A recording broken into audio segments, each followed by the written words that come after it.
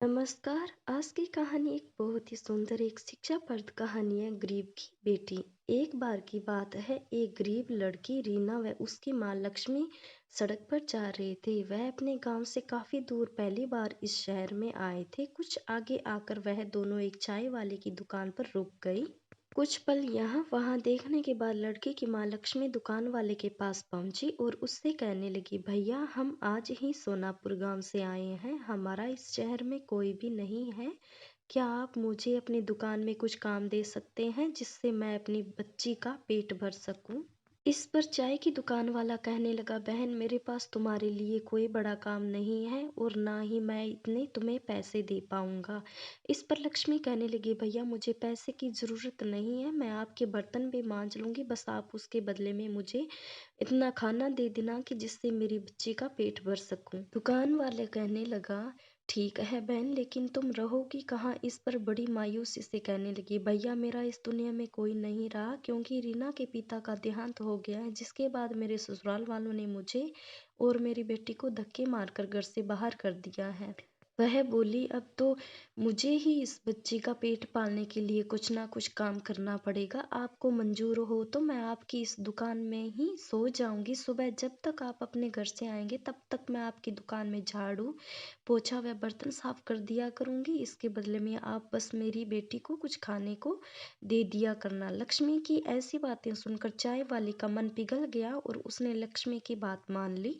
दोनों माँ बेटी वहीं दुकान में रहने लगी और काम करने लगी। ऐसे ही उसका समय बीतने लगा। एक दिन चाय वाला उससे कहने लगा, बहन मैं तुम्हारे लिए पास के कारखाने में बात करूंगा जिसमें मेरी चाय जाती है। उसके मालिक का स्वभाव बहुत अच्छा है।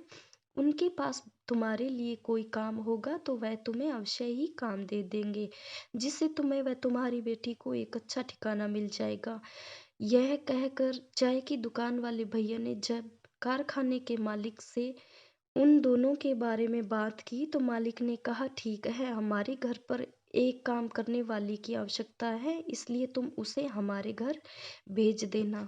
वो चाय वाला लक्ष्मी व उसकी बेटी को मालिक के घर भेज देता है, जहाँ पर मालिक की पत्नी लक्ष्मी को घर का पूरा काम समझा देती है और साथ में यह भी समझा देती है कि तुम्हारी बेटी रीना मेरी बेटी समायरा से दूर रहे, जिससे उसे किसी भी तरह की इन्फेक्शन या बीमारी का खतरा ना हो।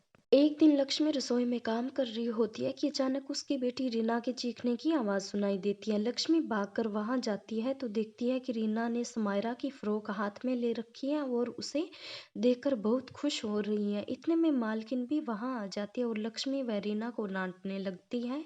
वह कहती है, मैंने तुमसे कहा था ना कि समायरा की किसी भी चीज को मत छूना और उससे दूर रहना। यह कहते हुए मालकिन समायरा की उस फ्रॉक को रीना को ही दे देती है और कहती है, अब इस फ्रॉक को तुम ही पहनना। यह कहते हुए गुस्से से वह चली जाती है। एक दिन मालकिन व लक्ष्मी पास के बाजार में सामान खरीदने साथ में जाती है और रीना व समायरा घर पर अकेली रह जाती है। वो दोनों अलग अलग खेल रही होती है कि अचानक समायरा को चक्कर आ जाता है और समायरा बेहोश हो जाती है। तभी पास ही खेल रही रीना की नजर समायरा पर पड़ जाती है और वह भागकर उसके पास पहुंच जाती है। रीना समायरा के ऊपर पानी की बूंदें डालती है, जिससे उसे होश आ जाता है। समायरा अपनी आंखें नहीं खोलती। रीना घबराकर बिना देर किए पड़ोस में जाकर शोर मचाकर बताती है कि देखो, समायरा को पता नहीं क्या हो गया है और वह उठ नहीं रही है।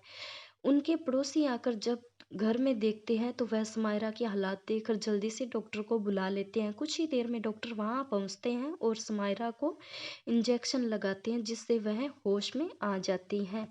कुछ देर बाद मालकिन व लक्ष्मी भी बाजार से लौट आती हैं और घर पर पड़ोसियों को देखकर घबरा जाती है। समायरा की हालात देखकर तो मालकिन बहुत ही परेशान हो जाती हैं, लेकिन डॉक्टर उन्हें दिलासा देती हैं कि अब वह ठीक है और कुछ दवाइयाँ लिख देते हैं।